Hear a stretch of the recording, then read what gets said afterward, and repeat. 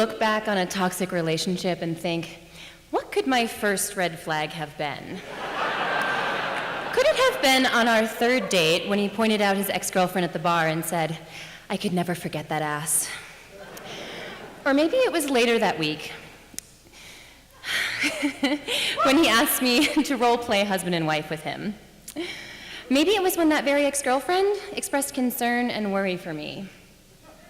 Or maybe it was that a lot of women in his life had mysteriously stopped speaking to him or were labeled as crazy.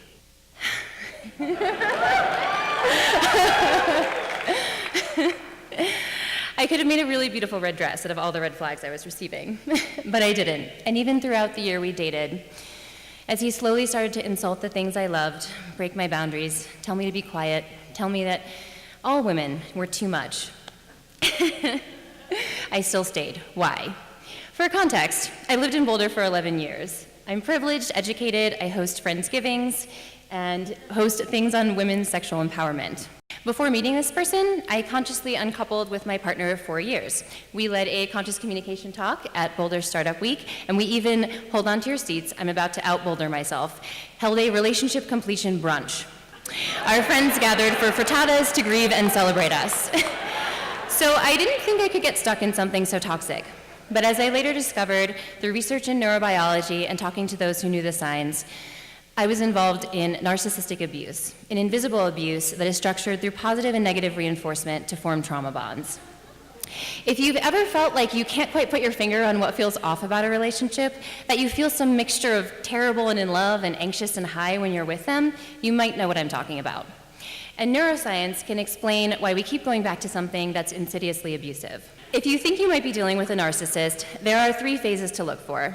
The first is called idealization. This phase feels like love-drunk crack cocaine. The narcissist will love bomb you. They'll be hyper-focused on you, and they'll fill you up with empty promises and praise. Neurobiologically, their brain's reward system is on, so they're receiving what is known as narcissistic supply or fuel from you. This might sound like a honeymoon period. However, with an abuser, this phase is sprinkled with covert put-downs, criticism, and lies. The love bombing stage is dangerous because it lays the groundwork that keeps you coming back and keeps you addicted to your abuser. The second phase is devaluation. At first, you'll experience withdrawal, belittling comments, or control, sometimes with a smirk.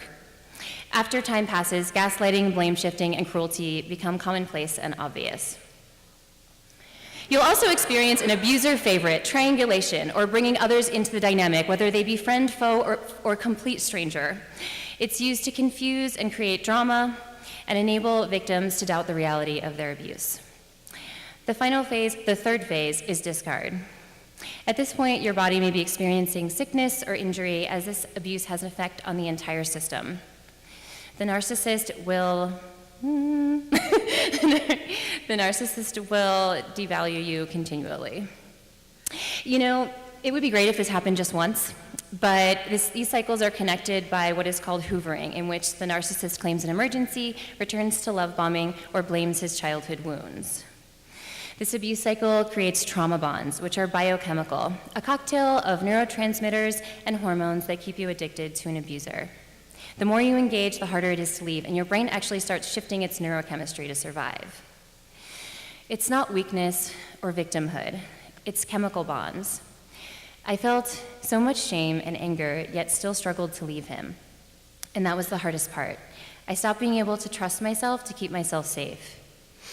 So I had to let that anger and shame in to bring me back to my intuition, self-love, and power. In order to make invisible abuse visible, we have to speak it, and that's what brings me here tonight. So if you find a friend that's in this cycle, don't be a victim, just leave, or maybe they should come to the Integral Center.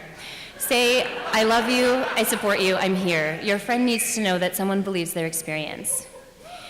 And if you resonate with this, I see you. Come back to yourself, and maybe even talk to those crazy exes. I did. Some of them are here tonight. Their stories empowered me, and they do have incredible asses. Remember, your abuser is only as strong as your silence. Thank you.